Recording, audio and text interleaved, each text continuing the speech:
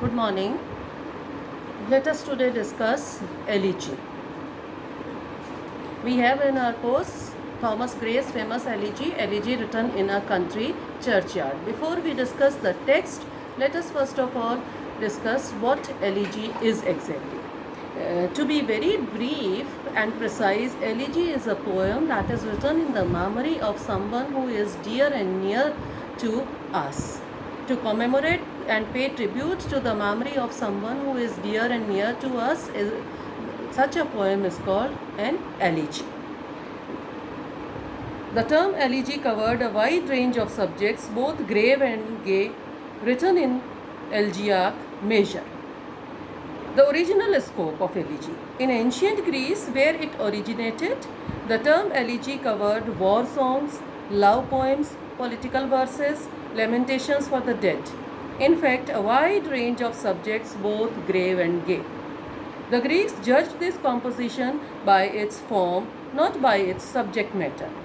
It was written in the elegiac measure, a couplet composed of a dactylic hexameter followed by dactylic pentameter, that is to say, one long syllable and two short 6 times in the first line and 5 times in the second. Any poem written in this meter ranked as an elegy, whatever its theme might be. An elegy nowadays takes its name from its subject matter. Not it is usually a lamentation for the dead. It may be inspired by other somber themes also, often elaborate in style like that of an ode. Modern connotation of an elegy. In modern usage, it is the theme that matters, not the meter, and the classical elegiac measure is not used in English verse. An elegy nowadays takes its name from its subject matter, not from its form. While no rules are laid down for the meter, the theme of an elegy must be mournful or sadly reflective. It is usually a lamentation for the dead, though it may be inspired by other somber themes such as unrequited love, the fall of a famous city, and the like. It is written as a tribute to something loved and lost. As a rule, it is less spontaneous than a lyric, except when it takes a purely lyrical form, as it takes place in Tennyson's elegy Break, Break, Break, where he remembers his friend Arthur Hallam, and it is often elaborate in style like that an ode. Elegy usually aims at an effect of dignity and solemnity without a sense of strain or artificiality. Thus, in writing elegy, an English poet is not limited to any one form, but many forms, and he may choose whatever seems to him most fitting for his purpose.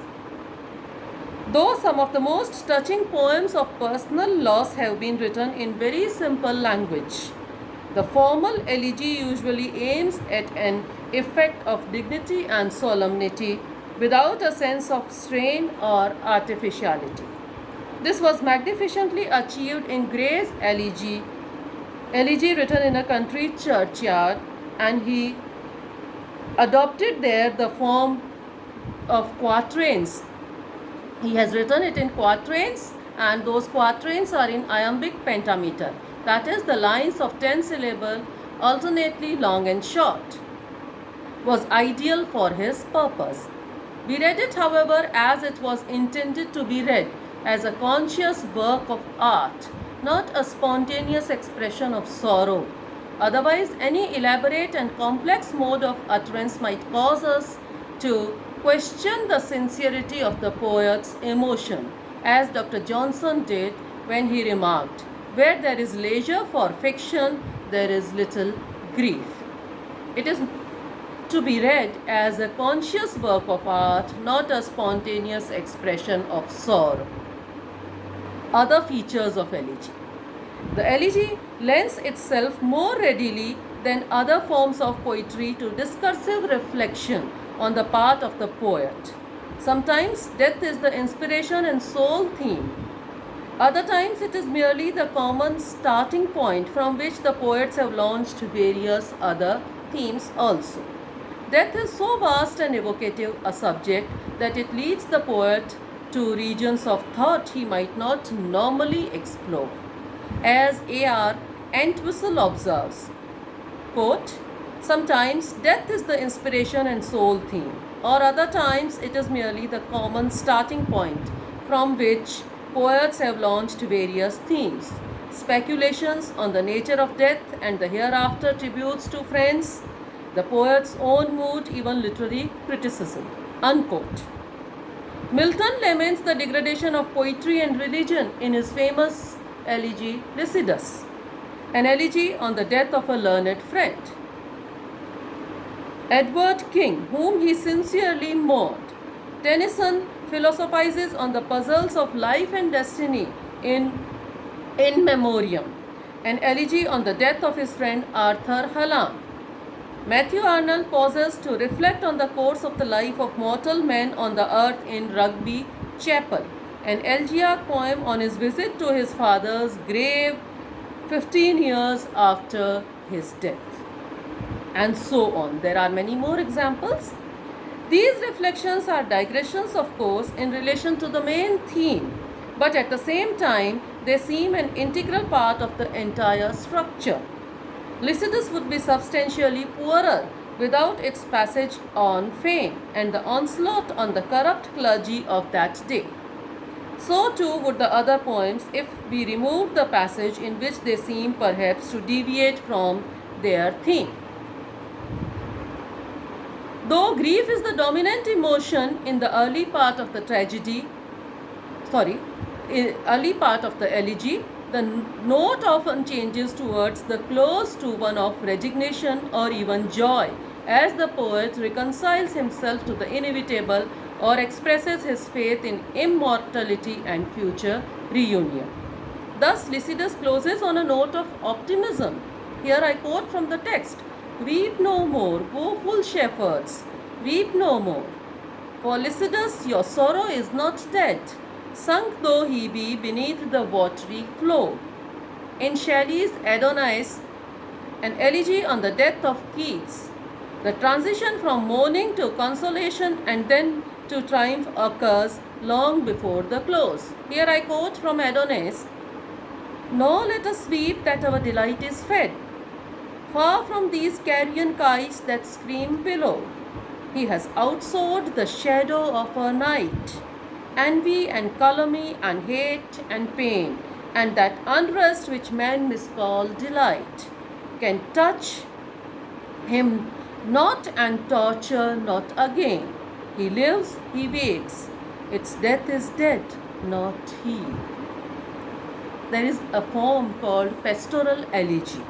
During the Renaissance, a new kind of elegy was introduced into English poetry. It followed a convention by which the poet represented himself as a shepherd bewailing the loss of a companion. The manner of speech and the setting were borrowed from rustic life, and whatever the poet had to say or describe was phrased accordingly. This convention lasted down to modern times. Milton's Lycidas and Matthew Arnold's Thyrsis, in memory of his friend the poet A.H. Clow, are both pastoral elegies, employing pastoral images and sentiments. This is how Milton recalls his past association with Edward King in Lycidas. Here I quote 2 lines from Lycidas. "For we were nursed upon the self-same hill, fed the same flock by fountain, shade and rill."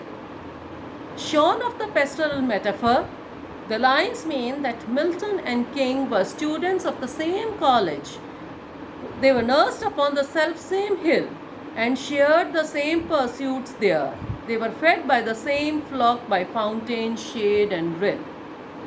The form arose among the Silicon Greeks, originating probably with Theocritus, whose Idyllists and epigrams are the earliest poems known to us which are written in the pastoral manner. It was perfected later by the Latin poet Virgil, whose eclogues and georgics are noted for their vivid treatment of the scenes and labors of the countryside. It then fell out of the use for a long time till it was revived and in Italy during the 15th and 16th centuries in the period of the general rebirth of classical culture. It soon found imitators in other parts of Europe, including England. With Spencer's Shepherd's Calendar, it may be said to have taken root in English soil.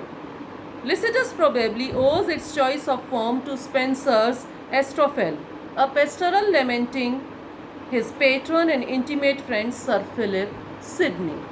Let us end our discussion of elegy on this note, and we'll now, in our next slot, discuss Thomas Gray's elegy written in a country churchyard. Thank you.